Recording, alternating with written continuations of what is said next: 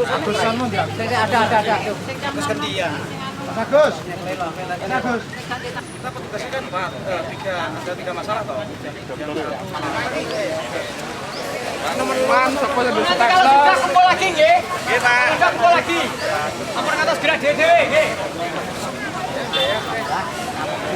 Yang putih yang ada. Nggih. Kenging apa jenengan?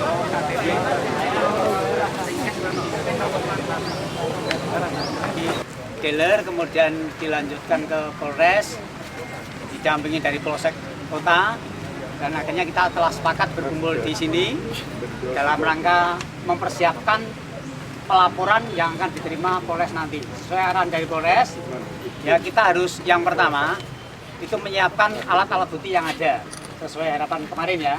Pertama alat bukti antara lain berupa kwitansi pemberian pembelian itu, kemudian barangkali WA atau mungkin surat pernyataan atau mungkin kwitansi apapun yang terkait dengan tersangka itu dibawa sendiri. Mawon betul sah.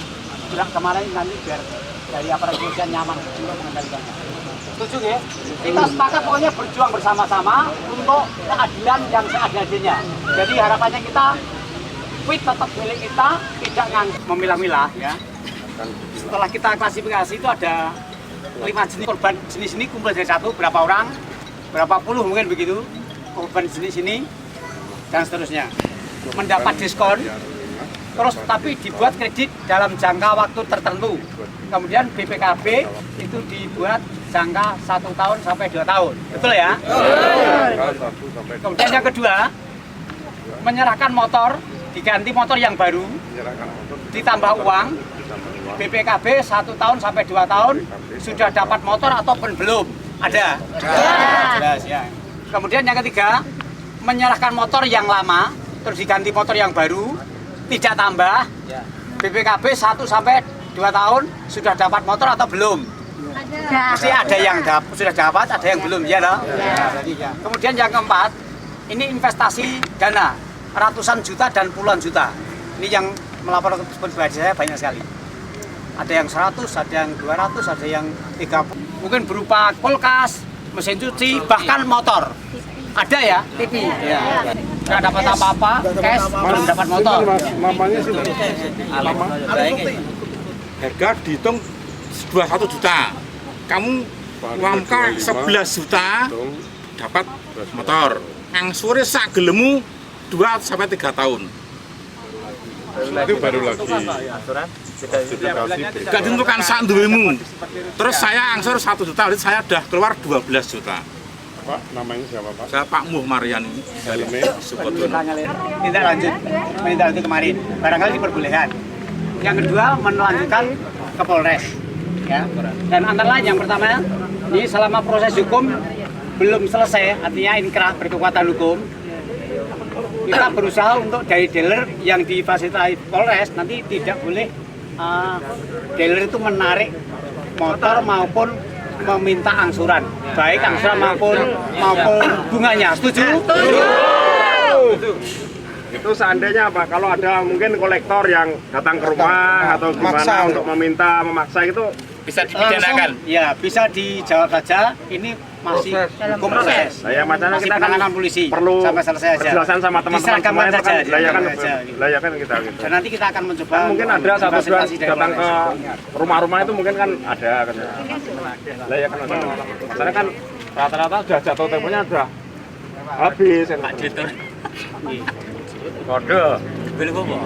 Kemudian ini begini,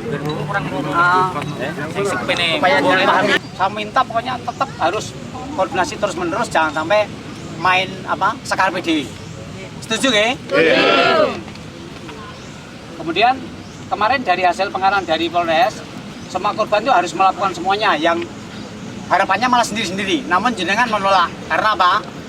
Takut, mungkin diintimidasi, mungkin ditanya dari kepolisian, mungkin takut, mungkin digini takut dan sebagainya, sehingga tetap kita mau dampingi, ya.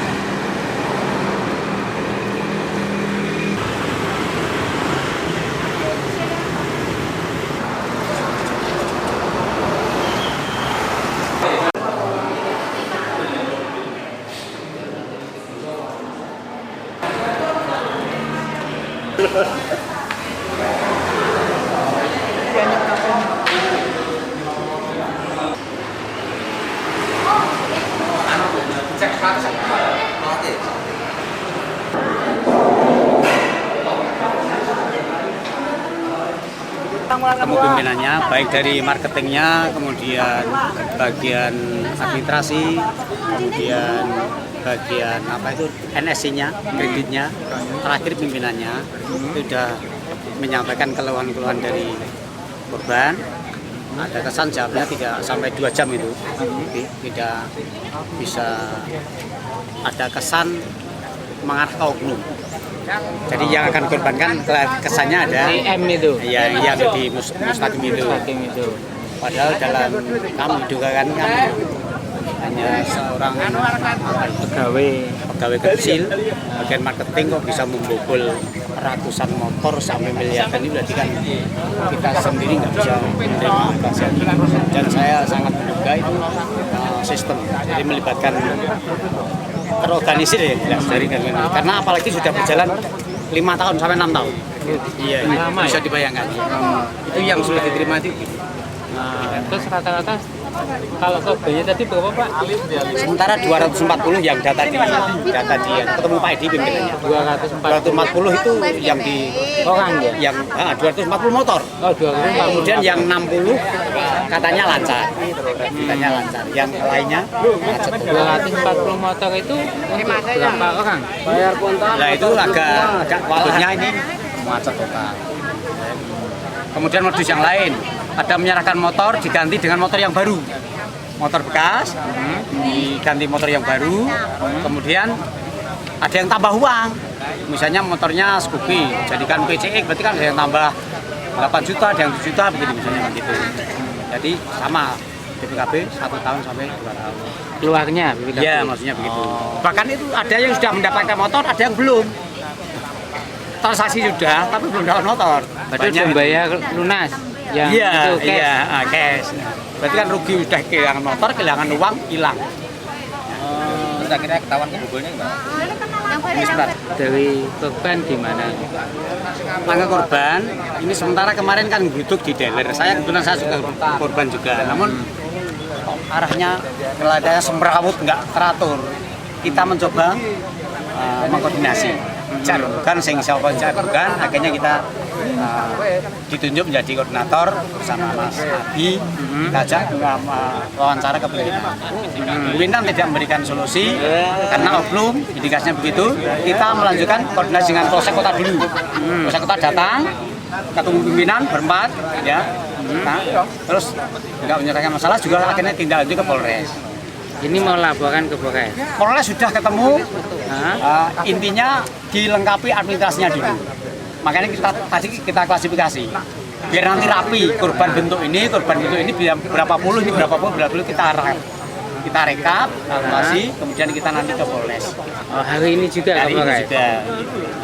Pak, kemarin kan di Polres korbannya yang ke sana dan 60-an. Nah, hari ini ada jumlah penambahan lagi nggak? Mungkin yang nah, ini mestinya gambaran saya sekitar 100. Ya ke sana, ke Polres. Jadi hari ini ada peningkatan dari kemarin. Peningkatan jelas. Kemarin sekitar 50-60. Dengan korban juga Pak? Korban, salah satu korban. Saya kira dari pihak perwakilan dari pihak dealer gitu kan? Udah. Pak jangan modusnya piye? Modusnya tahap awal kita mau beli motor cash tapi dibuat kredit, tahu kredit tapi juga harus pokoknya jangka 1 tahun beres BPKB keluar. Periode kedua kasus ini gitu. Wah, ternyata sudah lama sekali. Kemungkinan. Nah, sebenarnya bagaimana ini? Jadi customer kita yang mengajukan ke PT Nusantara kemarin itu adalah customer yang pembeliannya secara tunai terhadap oknum kita, karyawan kita, dia pembelian tunai ke mereka, tapi ternyata diajukan secara kredit. Dan itu memang beberapa yang kita sudah identifikasi, beberapa customer itu tahu bahwasanya dia beli cash tapi diproses kredit. customer pun ya itu dapat tanda terima. Ada beberapa yang sudah dapat terima berupa kwitansi, tapi kwitansinya bukan kwitansi resmi dari Nusantara ataupun dari NSC. Tapi ada yang dapat motor juga? Ya, ada yang dapat motor juga? Dapat motor, memang mereka dikirim motornya. Mereka memang dikirim motornya. Nah, kemudian dia itu ternyata banyak customer yang ke dia, sama dia. Dan itu memang ada beberapa customer tadi yang kita identifikasi. Karena kita selama ini sampai detik ini kan kita fokusnya ke identifikasi korban dulu. Jadi semua customer itu kita memang semuanya harus kita identifikasi, semuanya. Kita baru mengumpulkan data semuanya, Pak. Berarti semuanya itu dia ini mengumpulkan korban-korban itu ya? Iya, kita. Karena kita pengen kan kita belum tahu total semuanya berapa, kemudian kerugian yang ditimbulkan secara keseluruhan itu berapa. Karena kita, maaf saya kemarin ada klarifikasi di medsos sama scan itu memang kami belum dapat juga, belum sepenuhnya karena ada beberapa nasabah yang memang belum sampai ke sini juga, belum dapat kita klarifikasi seperti itu. Jadi ini masih jalan proses identifikasi si customer sebagai korban itu, baru kita identifikasi sampai detik ini.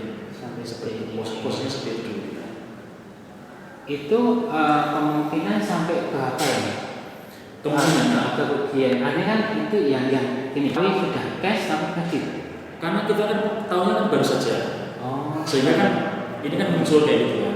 Sehingga kan kita memang sekarang proses identifikasi dulu terhadap korban itu seberapa banyak yang akan datang ke sini, atau nanti kalau kita lihat dari sistem kita yang sekiranya ini kok ada permasalahan, pasti kan ada ketahuan nanti. Nah itu apakah memang itu jadi korban itu? Kalau jadi korban berarti kan memang ya kita tetap masuk ke identifikasi kita. Berarti sejak awal jenengan tahunnya Mustaqim itu kredit. Tahunnya itu pengajuan yang lewat kalau leasing itu kredit. Konsumennya itu kita tahunya memang di NSC Finance sebagai kredit seperti itu. Padahal dari pihak customernya dia merasa cash karena sudah mengasihkan duit ke oknum kita yang menyatakan tadi dengan dikasih kwitansi atau kwitansi pasar. Jadi bukan kwitansi yang resmi yang dikasih. Yang pelaporan ya Pak, masalah dari aparat yang tidak bisa kami sebutkan seperti itu. Kayak gitu sih. Dan ini pun ada beberapa nasabah ya kan. Kalau misalkan proses kita itu kan biasanya diverifikasi kalau kredit ya Pak, itu disurvei oleh surveyor ya kan. Nah, habis itu pengiriman juga akan ada pengecekan lagi namanya AKL ya kan. Terus yang ketiga nanti akan ada diskol dari Semarang Pak.